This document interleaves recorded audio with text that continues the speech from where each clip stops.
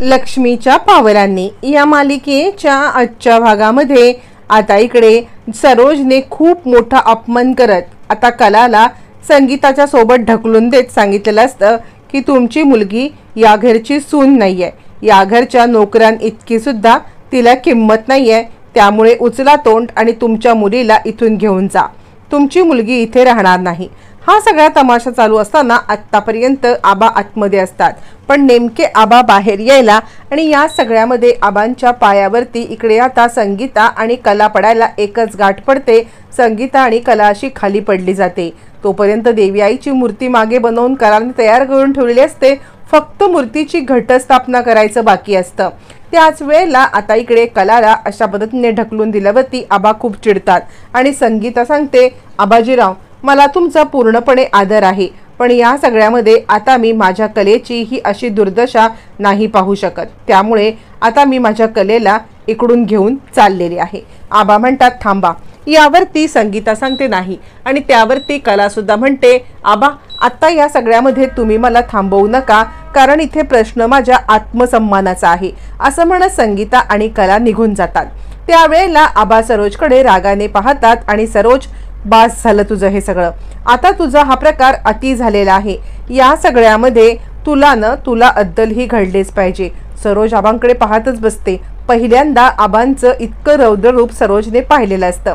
त्यावरती आबा सांगतात, सरोज एक लक्षात ठेव, आत्तापर्यंत मी तुझ्याशी बोलणार नाही अशी तुला शिक्षा दिली तरी ती शिक्षा तुला पुरेशी नाहीये, तुला माझ्या बोलण्याने काहीही फरक पडत नाहीये, कारण मी पाहिले ना ती सरोज आधीची सरोज राहिलेलीच नाहीये, ही सरोज एक उन्मत्त उद्दाम आणि आता उद्धट बाई झालेली आहे।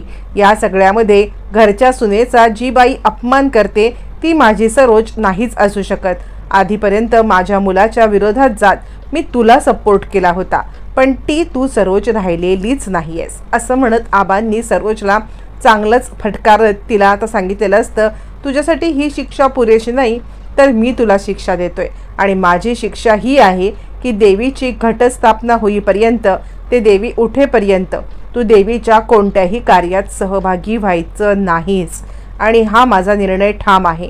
जर सरोजला कोणी देवीच्या कार्यामध्ये सहभागी करून घेण्याचा प्रयत्न जरी केला तर त्याला सुद्धा देवीच्या या कार्यामधून बेदखल करण्यात येईल, असं म्हणत आबांनी खूप मोठा खुलासा केलेला असतो आणि आबांच्या या खुलासामुळे सरोज आता चांगलीच हादरते।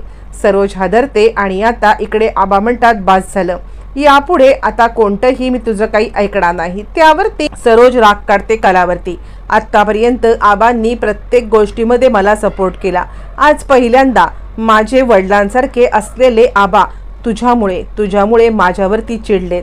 आता मूर्ख सरोजला इतकं तर कळायला पाहिजे असतं की हे आबा हे चिडलेले आहेत ते फक्त आणि फक्त तुझ्याच नालायकगिरीमुळे, तिच्या नाही, पण हे तिला कबूलच करून घ्यायचं नसतं आणि ती सगळा राग कलावरती काढते। कला सुद्धा या सगळ्यामध्ये काही न बोलता निमूट घरी जायला निघते।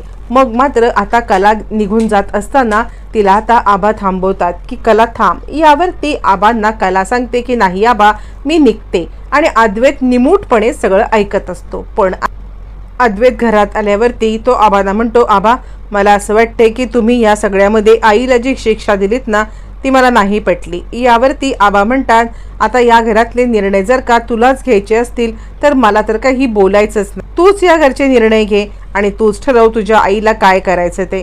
आणि अजून एक महत्त्वाची गोष्ट म्हणजे कलाने मूर्ती तर बनवली आहे, पण यावर्षी देवीचा उत्सव होणार नाही, असं म्हटल्यावरती अद्वैत म्हणतो, आबा काय झालं, देवीचा उत्सव का नाही होणार? यावरती रजनी येते, आबा असं काय म्हणताय, हा तर खूप मोठा अपशकुन होईल।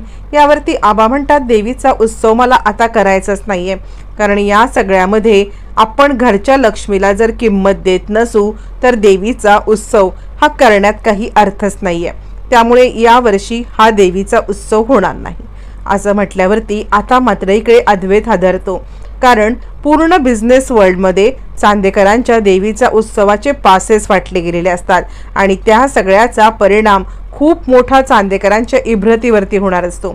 मग अद्वैत म्हणतो, आबा मला नाही वाटत की हे असं काही केलं तर योग्य होईल, कारण या सगळ्यामुळे आपली जी समाजामध्ये प्रतिष्ठा आहे त्या प्रतिष्ठेला कुठेतरी धोका होईल। आबा म्हणतात, कसली प्रतिष्ठा? ज्या घरातल्या सुनेला ज्या घरची सासू ही अशी रस्त्यावरती फेकून देते, अख्ख्या घराच्या समोर तिचा अपमान करते, त्या घराची कसली आले प्रतिष्ठा? जोपर्यंत कला येऊन, कारण तिने मूर्ती बनवले ना, जोपर्यंत ती स्वतः येऊन या मूर्तीची स्थापना करत नाही तोपर्यंत मी तुला सांगतो की ह्या मूर्तीची स्थापना होणार नाही. आज घट बसलाय, घट तर बसलाय, पण 5व्या माळेला या सगळ्यामध्ये आपल्याकडे देवीची स्थापना होणार आहे. आणि जर का 5व्या माळेपर्यंत तू कलाला इकडे मनवून आणण्यामध्ये यशस्वी झालास तर आणि तरच या सगळ्यामध्ये देवीची, आपल्या देवीची पूजा होईल. म्हणजे चांदेकरांची जी पारंपरिक देवी आहे त्याची पूजा होईल. निर्णय तुझ्या हातात आहे, पण तरीसुद्धा माझा निर्णय ठाम आहे की सरोजला या सगळ्यामध्ये मी सामील होऊ देणार नाही.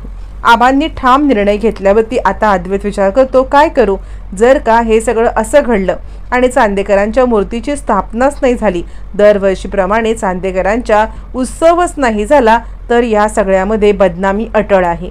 काय करावं म्हणून आता अद्वैत पूर्णपणे विचार करतो. आणि त्याच वेळेला त्याला आता आठवतं की आपण पासेस फाटलेत, बिझनेसमधली सगळी लोक येतील आणि त्यावेळेला जर का आपल्या इथे पूजन नाही, आणि ते तर का, तर आपल्या घरातील अंतर्गत वाद, ते वाद बाहेर जायला नको आहेत. आणि त्यामुळे आता अद्वैत इकडे कलाला भेटायला येतो. ज्या वेळेला अद्वैत कलाच्या इकडे येतो त्यावेळेला खरं तर कलाने आता देवी आईंच्या मूर्ती बनवण्याचं काम सुरू केलेलं असतं. म्हणजे आता या सगळ्यामध्ये कलाला ऑर्डर आलेली असते मूर्ती बनवण्याची, आणि त्यासाठी ती मूर्ती एका रात्रीत बनवून देण्यासाठी काम करत असते. तितक्यात अद्वैत येतो, तिचा हात धरतो आणि शहाणपणा बंद कर, इथे मूर्ती बनवण्याच्या ऐवजी घरात जी मूर्ती बनवले तिची स्थापना होणं आवश्यक आहे. कला म्हणते, घरच्या देवीला किंवा घरच्या सुनेला जर तुम्हाला मान देता येत नाहीये तर या सगळ्यामध्ये मी येणारच नाही. सगळ्यात महत्त्वाचं म्हणजे सरोज मॅडम खोटं बोलतायत. मी तिकडे उभी होते, सरोज मॅडम मला मारण्यासाठी आल्या आणि ते तुला दिसलं नाही का? सरोज मॅडमनी माझ्या अंगावरती हात उगारला आणि मी माझ्या अंगावरती उगारलेला हात फक्त वाचवण्याचा प्रयत्न केला आणि स्वतःला साईडला केलं. या सगळ्या झटापटीमध्ये त्या स्वतःहून खाली पडल्या आणि मी याच्यामध्ये काहीही केलं नव्हतं. पण तुझी आईची इतकीच चुकी आहे की या सगळ्यामध्ये त्यांनी त्यांची चूक कबूल करायची तर गरज नव्हती. त्यांनी फक्त इतकंच म्हणणं गरजेचं होतं की हिने मला धक्का दिला नाही, माझी मी पडले. म्हणजे या सगळ्यावरून माझ्या एक गोष्ट लक्षात आली की त्यांना मला मुद्दामच त्रास द्यायचा आहे. यावरती मग मात्र अद्वैत म्हणतो, काय चूक काय बरोबर ते मला माहीत नाहीये. आबांनी सांगितलेलं आहे की काहीही झालं तरी देवी आईची स्थापना होणार नाही, तू जोपर्यंत स्थापना करत नाहीस तोपर्यंत. कला म्हणते, या कारणासाठी जर तू इकडे आला असशील ना तर निघून जा, कारण या सगळ्यामध्ये मी तुला कधीही तिकडे आबांसाठी मी येईन, पण मी आबांना फोन करून सांगते की देवी आईची स्थापना तुम्ही करून घ्या, माझ्यामुळे थांबू नका. यावरती अद्वैत म्हणतो, तू सांगशील आणि आबा ऐकतील असं वाटतंय का तुला? यावरती कला म्हणते, अच्छा म्हणजे तू फक्त देवी आईच्या इकडे स्थापना करण्यासाठी आला आहेस ना, तर मला नाही हे शक्य होणार आहे. अद्वैत म्हणतो, ठीक आहे, मग चांदेकरांची जी काही बदनामी होईल त्याला सामोरं जायला तयार राहायला पाहिजे. यावरती कला म्हणते, चांदेकरांची बदनामी ही मी न येण्यामुळे नाही होणार आहे, तर तुझ्या आईच्या वागण्यामुळे होणार आहे. अद्वैत म्हणतो, तू दरवेळेला का अशी वाकड्यात शिरतेस? प्रत्येक वेळेला तुला काही बोलायला आलं तर तू वाकड्यातच शिरतेस. कला म्हणते, आता हा प्रश्न माझ्या आई वडिलांच्या आत्मसन्मानाचा आहे, त्यांचा आत्मसन्मान जपण्यासाठी मी नाही येणार. असं म्हणत कलाने फायनली काहीही झालं तरी मी तुमच्यासोबत येणार नाही असं फायनली सांगितल्यावरती अद्वैत आता मात्र अद्वैत संगीताकडे येतो. संगीताला सांगतो, तुमच्या मुलीला सांगा की या सगळ्यामध्ये जर का ती आली नाही तर आबा चांदेकरांच्या मूर्तीची प्रतिष्ठापना करणार नाहीयेत. यावर ते संगीता म्हणते, तुम्हाला काय माझी मुलगी खेळ वाटली का? आत्तापर्यंत मी प्रत्येक गोष्टीमध्ये तुम्हाला सपोर्ट केला, मी माझ्या मुलीला बोलत आले की नाही जावई बापू बरोबर आहेत आणि तूच चुकतेस, पण आज नाही, आज मी तुम्हाला कोणत्याही प्रकारचा सपोर्ट करणार नाहीये, कारण या सगळ्यामध्ये तुम्ही चुकलायत आणि माझ्या मुलीला रात्रभर घराच्या बाहेर ठेवून तुम्ही या सगळ्यामध्ये खूप मोठा आमचा अपमान केलेला आहे आणि या सगळ्यामध्ये आता मी तुम्हाला माफ करणार नाही. असं म्हणत इकडे आता संगीताने सुद्धा या सगळ्यामध्ये आता अद्वैतला फटकारलेलं असतं. अद्वैत म्हणतो, तुम्ही तुमच्या मुलीला समजवाल या आशेने मी तुमच्याकडे आलो होतो, तर तुम्ही या सगळ्यामध्ये आता तिचीच बाजू घेताय का?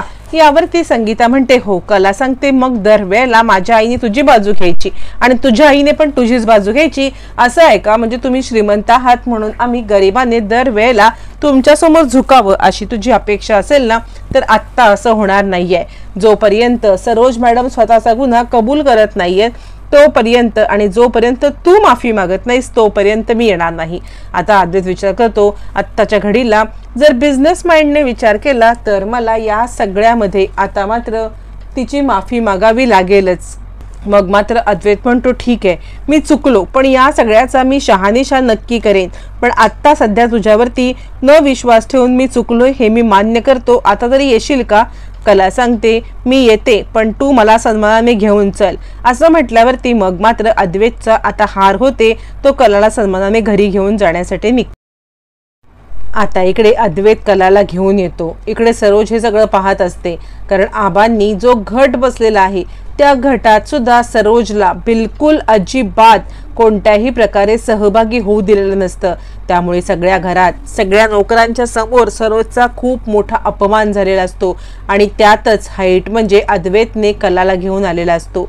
अद्वैत कलाला घेऊन येतो. इतकंच नाही तर आता अंगणामध्ये जी देवी आईची मूर्ती ठेवलेली असते, ज्या देवी आईच्या मूर्तीची प्राणप्रतिष्ठापना होणार असते, त्या देवी आईच्या मूर्तीचं आता मात्र इकडे आगमन होतं. आबा पाहत बसतात. आबांना सुद्धा खूप आनंद होतो, कारण फायनली अद्वैतने कलाची माफी मागून तिला या घरात आणलेलं असतं.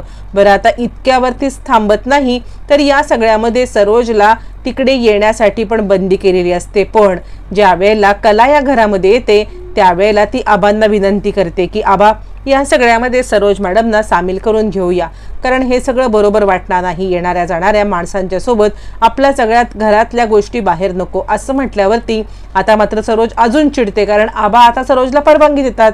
मग म्हणजे माझी किंमत इकडे शून्य आणि ही कला म्हणेल तसंच होणार का?